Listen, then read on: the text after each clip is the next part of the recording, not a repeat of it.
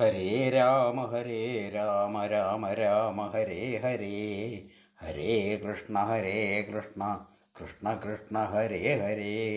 ഹരേ രാമ രാമ രാമ ഹരേ ഹരേ. ഹരേ കൃഷ്ണ കൃഷ്ണ കൃഷ്ണ ഹരേ ഹരേ. ഹരേ രാമ രാമ രാമ ഹരേ ഹരേ. ഹരേ കൃഷ്ണ കൃഷ്ണ കൃഷ്ണ ഹരേ ഹരേ. സർവത്ര ഗോവിന്ദനാമസങ്കീർത്തനം. ഗോവിന്ദ ഗോവിന്ദ. ശ്രോതാക്കൾക്ക് നമസ്കാരം. ഇന്നത്തെ നമ്മുടെ ചിന്താവിഷയം ശ്രീമദ് ഭാഗവതം തൃതീയ സ്കന്ധം 1-ാം അധ്യായത്തിലെ പ്രമേയമാണ്. മഹാപുരാണമായ ശ്രീമദ് ഭാഗവതത്തിൻ്റെ 10 ലക്ഷണങ്ങളെക്കുറിച്ച് ദ്വിതീയ സ്കന്ധത്തിൽ ഒടുവിലത്തെ അധ്യായത്തിൽ പറഞ്ഞു വച്ചു. അതിൽ ആദ്യത്തേതാണ് സർഗം. ഈ തൃതീയ സ്കന്ധത്തിലുള്ള 33 അധ്യായങ്ങൾ കൊണ്ട് സർഗം എന്ന ഈശ്വരലീലയെ വിസ്തരിക്കുന്നു. ഈശ്വരേച്ഛ നിമിത്തം സംഭവിച്ച പ്രകൃതി ഗുണങ്ങളുടെ വിക്ഷോഭം കൊണ്ട് ഉണ്ടായ ബ്രഹ്മാണ്ഡം, അത് വിരാട് സ്വരൂപത്തെ ധരിച്ച് അതിൽ നിന്നുണ്ടായതാണ് ഈ പ്രപഞ്ചത്തിൽ കാണുന്ന എല്ലാ വസ്തുക്കളും എന്ന് ശ്രീ ശുക ബ്രഹ്മർഷി വിദുര മൈത്രേയ സംവാദത്തിലൂടെ പറഞ്ഞു കൊടുക്കാൻ പുറപ്പെടുന്നു. വിദുരരും മൈത്രേയ മഹർഷിയും തമ്മിലുണ്ടായ കൂടിക്കാഴ്ചയെ വർണ്ണിച്ചുകൊണ്ട് അതിൻ്റെ പശ്ചാത്തലം ഒരുക്കി.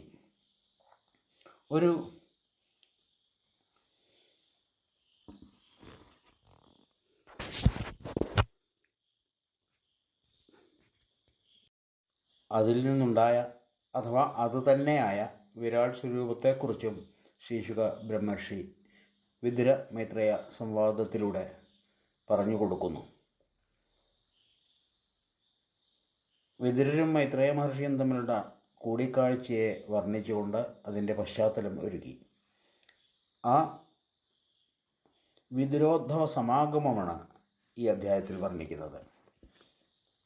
സ്വജനങ്ങളെയൊക്കെ വിട്ട് വനത്തിലേക്ക് പോയ വിദുര മൈത്രേയ മഹർഷിയെ സമീപിച്ച് ഇപ്രകാരം ചോദിച്ചു എന്ന് പറഞ്ഞുകൊണ്ടാണ് അധ്യായം ആരംഭിക്കുന്നത്. ഏവമേതത് പുരാ പൃഷ്ടോ മൈത്രേയോ ഭഗവാൻ കില ക്ഷത്രാവനം പ്രവിഷ്ടേന ത്യക്ത്വാ സ്വഗൃഹമൃദ്ധിമൽ. സർവലോകേശ്വരനായ ശ്രീകൃഷ്ണ ഭഗവാൻ പാണ്ഡവരുടെ ദൂതനായിട്ട് ദുര്യോധന സദസ്സിൽ എത്തിയപ്പോൾ അവിടുത്തെ വൈകൃതമായ പെരുമാറ്റത്തിൻ്റെ ഫലമായി രാജധാനിയെ വിട്ട് വിദുരൻ്റെ ഗൃഹത്തിങ്കൽ വിരുന്നിന് ഗമിച്ചതും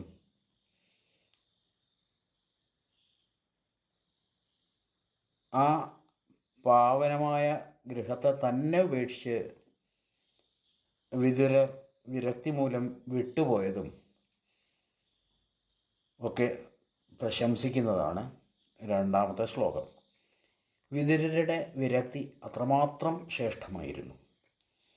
ശ്രീശുകൻ്റെ ഈ പ്രസ്താവം കേട്ട പരീക്ഷിത്ത് മഹാജ്ഞാനിയായ വിദുരർക്ക് അതിജ്ഞാനിയായ മൈത്രേയ മഹർഷിയോടൊപ്പം എവിടെ വെച്ചാണ് കൂടിക്കാഴ്ച നടന്നത്, അവർ തമ്മിലുള്ള സംവാദം എപ്പോഴാണ് ഉണ്ടായത് എന്നൊക്കെ വിസ്തരിച്ച് കേൾക്കാൻ ആഗ്രഹം പ്രകടിപ്പിച്ചു. മൈത്രേയ മഹർഷിയോടുള്ള വിദുരമഹാശയൻ്റെ ചോദ്യം സജ്ജനങ്ങളുടെ അനുമോദനം അർഹിക്കുന്ന തരത്തിലുള്ളതാവും എന്ന് വ്യക്തമാക്കി. അത് അറിയാനാണ് പരീക്ഷിത്ത് ചോദിച്ചത്. ആ ശുക പരീക്ഷിത് കഥാഭാഗമാണ് ഇവിടെ സൂതൻ ശൗനകാദികളെ പറഞ്ഞു കേൾപ്പിക്കുന്നത്. പരീക്ഷിത്ത് ഇങ്ങനെ ചോദിച്ചപ്പോൾ വളരെ സന്തോഷത്തോടെ ശ്രീശുക ബ്രഹ്മർഷി രാജാവിനോട് പ്രതിവചിച്ചു. ശ്രീശുകൻ്റെ വാക്കുകളാണ്. യഥാ തു രാജാ സുസുതാനസാധൂൻ പുഷ്ണൻ അധർമ്മേണ വിനഷ്ടദൃഷ്ടി ഭ്രാതുർയവിഷ്ടസ്യ സുതാൻ വിബന്ധൂൻ പ്രവേശ്യ ലാക്ഷാഭവനേ ദദാഹ. കണ്ണിനും മനസ്സിനും ഒരുപോലെ അന്ധത ബാധിച്ച ധൃതരാഷ്ട്ര രാജാവ് ദുർമാർഗികളായ ദുര്യോധനാദികളെ അധർമ്മത്തിൻ്റെ വഴികളിലൂടെ സംരക്ഷിച്ച് പോഷിപ്പിച്ചുകൊണ്ട് സഹോദരൻ്റെ മക്കളെ അരക്കില്ലത്തിൽ കടത്തിവിട്ട് ദഹിപ്പിച്ചില്ലേ? അതിൽ പിന്നെ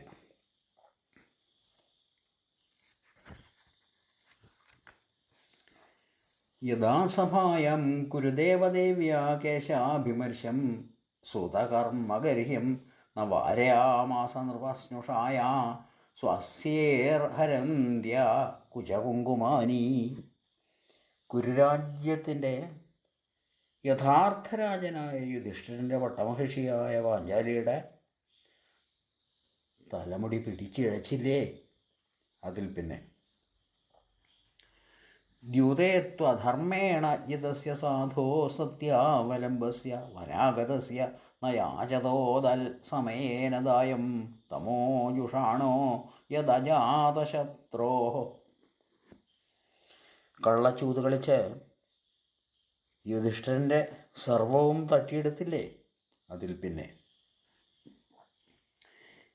യഥാ ച പാർത്ഥപ്രഹിതസഭായം ജഗൽഗുരുർയാനി ജഗാത കൃഷ്ണ നതാനി പുംസാം അമൃതായനാനി രാജോരുമേനേ ക്ഷതപുണ്യലേശ.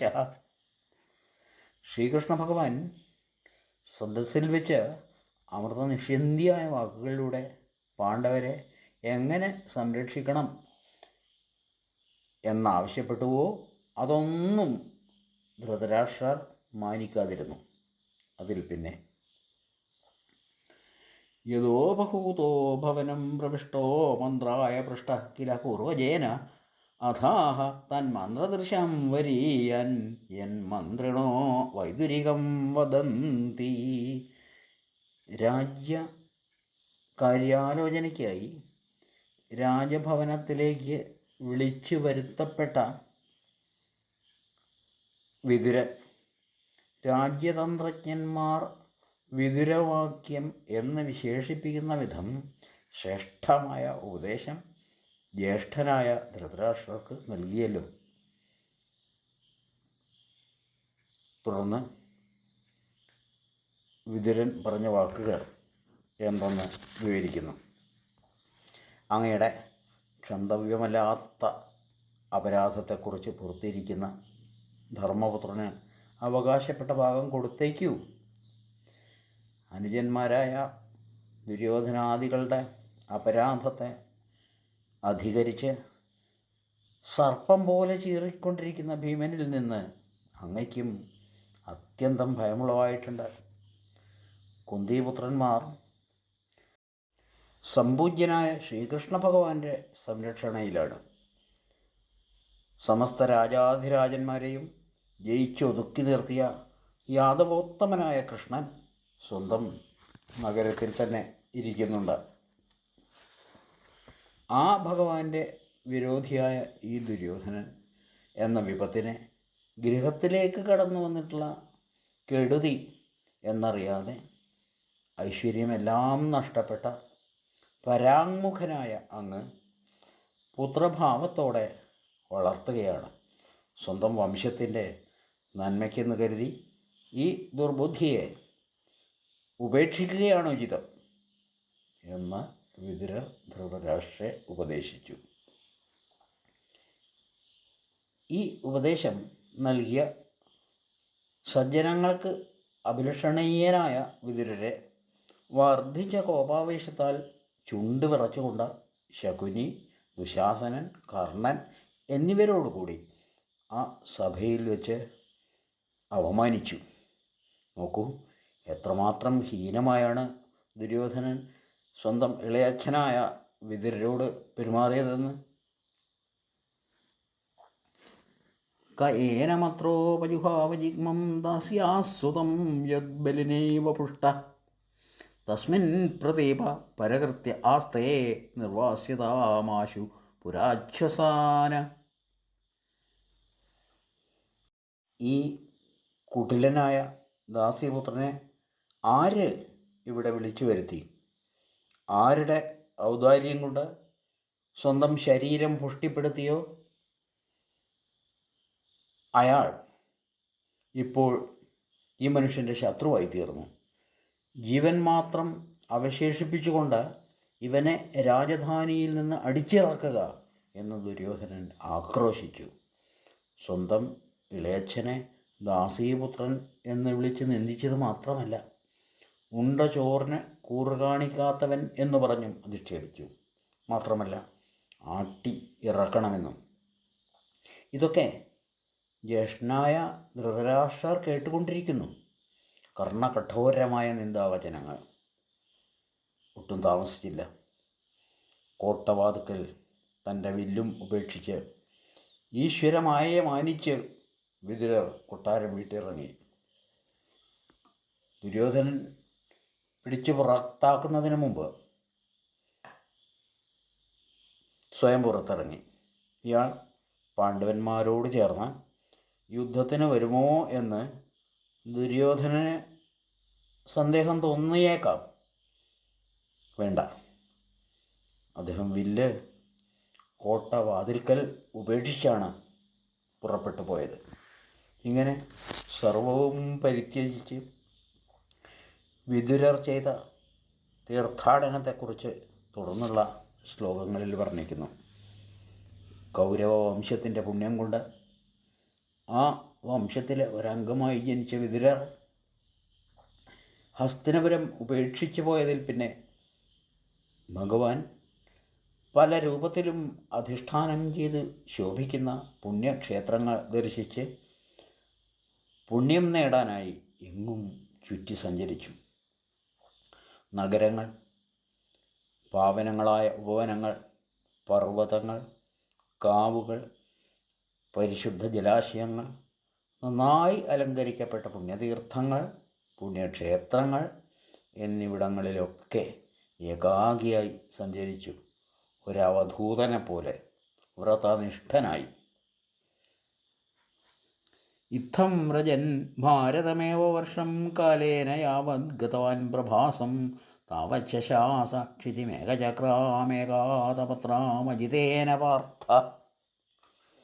അങ്ങനെ ഭാരതഭൂമി ആകെ ചുറ്റി നടന്ന് ഒടുവിൽ പ്രഭാസ തീർത്ഥത്തിലെത്തി.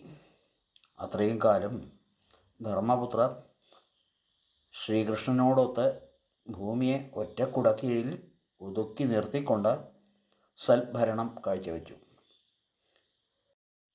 മുളകൾ കൂട്ടിയുരസിയുണ്ടാകുന്ന കാട്ടുതീയിൽ കാട് മുഴുവൻ വെന്തെരിയും. അതുപോലെ തനിക്കുണ്ടായ ബന്ധുനാശം അതോർത്തുള്ള ദുഃഖത്തോടുകൂടി മൗനിയായി വിതുരർ സരസ്വതീ നദിയുടെ ഉദ്ഗമസ്ഥാനത്തെ ലക്ഷ്യമാക്കി യാത്ര തുടർന്നു. തസ്യാം ത്രിതസ്യോശനസോ മനോശ്ച പൃഥോരഥാഗ്നേരസിതസ്യ വായോ തീർത്ഥം സുദാസസ്യ ഗവാം ഗുഹസ്യ യശ്രാദ്ധദേവസ്യ സ ആസിഷേവേ.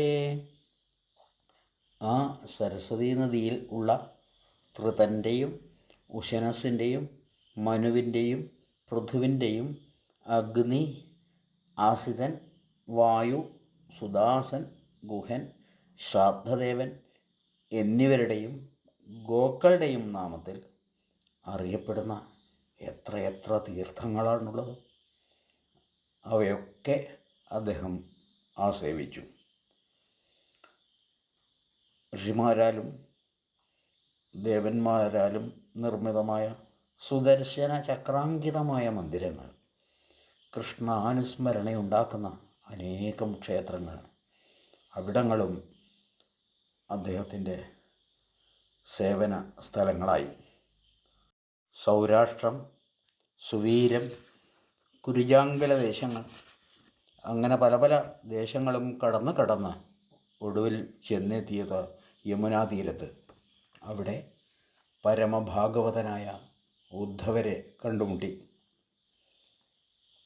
അങ്ങേയറ്റം ചിത്ത സംയമനം ലഭിച്ചിരിക്കുന്നവനും ദേവഗുരുവിൻ്റെ പൂർവശിഷ്യനും വിശ്രുതനും ശ്രീ വാസുദേവൻ്റെ അനുചരനും ആയ ഉദ്ധവനെ കണ്ട മാത്രയിൽ സ്നേഹത്തോടെ ഓടിയെടുത്ത് ഗാഠഗാഠം പുണർന്നു ശ്രീകൃഷ്ണ ഭഗവാന്റെയും സ്വബന്ധുക്കളുടെയും കുശലം അന്വേഷിച്ചു.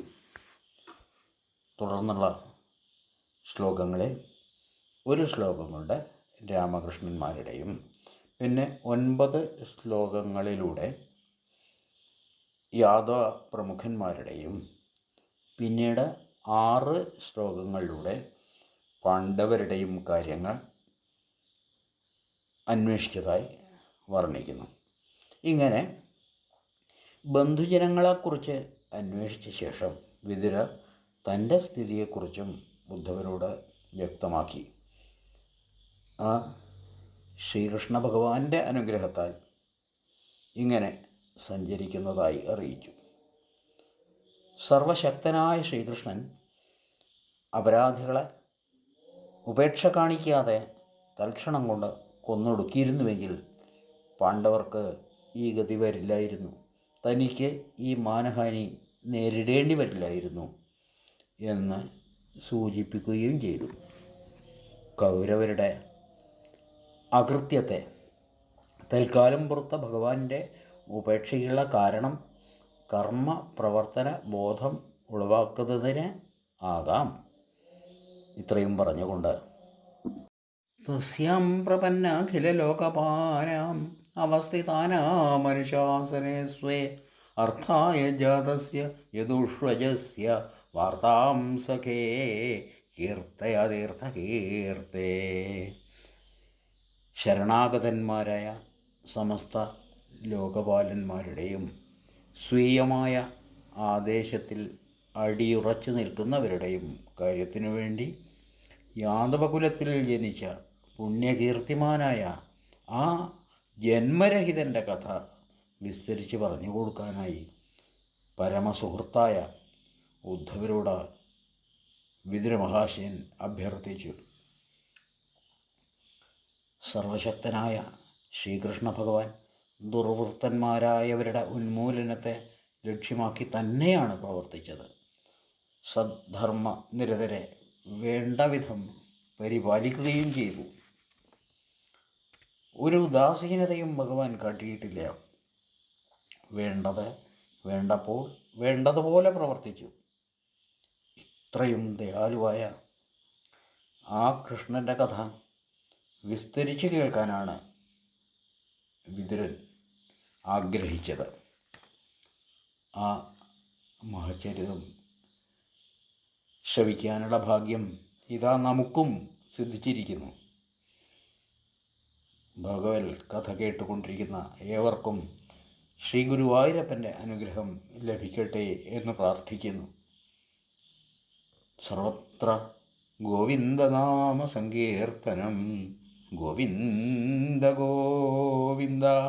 ശ്രീ ഗുരുവായൂരപ്പാ ശരണം. ശ്രീ ഗുരുവായൂരപ്പാ ശരണം.